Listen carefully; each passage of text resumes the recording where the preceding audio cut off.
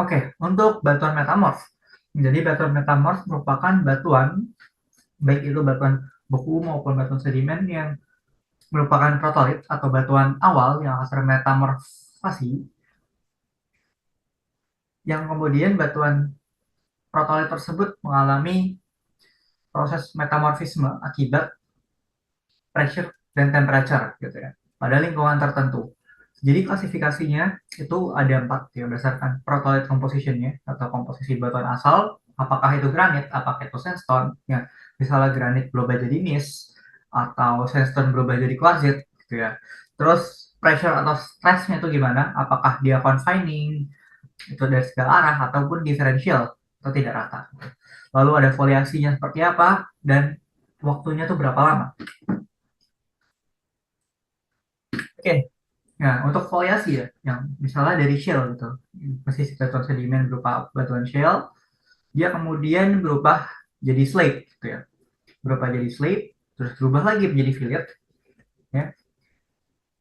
Uh, Lalu kalau slate kan masih terlihat ya perbedaan lapisannya, terus fillet dia makin luster lagi, makin mengkilap, ya. Lihat gini, kalau slate kan lebih ke lurus-lurus ya. Kalau ini lebih belok-belok. Terus kiss ya seperti bersisik ya di sini. Lalu nis ya udah seperti terkalesan. Lalu berubah lagi bisa menjadi mid-patai. Nah di sini yang di kiri itu ada lingkungan dari proses metamorfisme atau metamorfasias. Gitu. Jadi ada beberapa lingkungan di sini. Oke, pertama ada kontak atau thermal metamorphism. Jadi ketika suatu batuan gitu ya berada di dekat suatu magma. Nah, itu karena temperaturnya sangat tinggi, jadi bisa terjadi metamorfisme.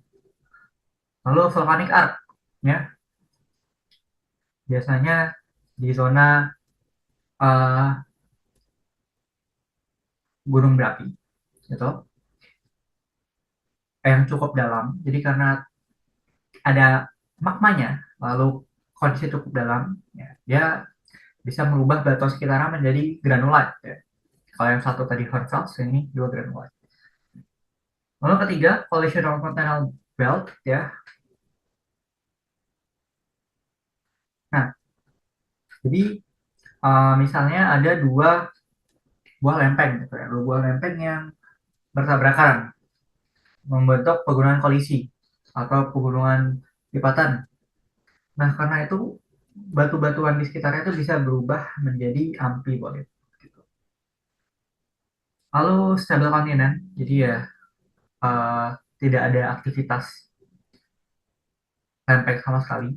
Ya, biasanya dipengaruhi oleh tekanan dan temperatur atau mid gitu ya, medium P sepertinya. Berubah menjadi green seas. Lalu di accretionary prism atau bagian sedimennya yang turun di zona subduksi. Ya, ini merubah sedimen-sedimen tersebut menjadi blue seas ya. Seperti itu. Lalu juga ada ya hydrothermal biasanya terdapat di mid ocean ridge. Itu mirip-mirip sama kotak metamorphism.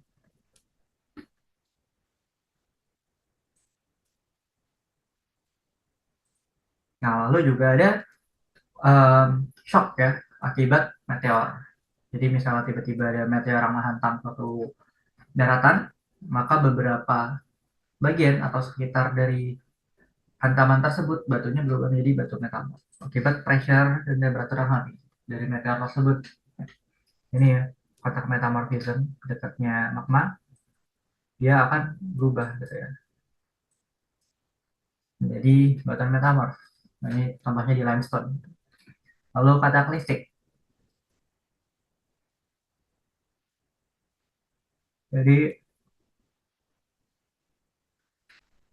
ketika di suatu patahan atau sesar geser gitu ya, itu batuannya itu pasti mengalami pressure yang sangat besar sehingga berubah menjadi batuan metamorf seperti itu.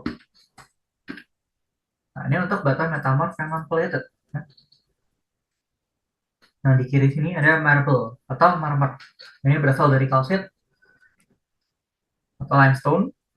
Lalu yang di tengah ada quartzite, ya berasal dari quartz atau sand. Lalu ada antrasit yang berasal dari pit ataupun coal seperti itu ya.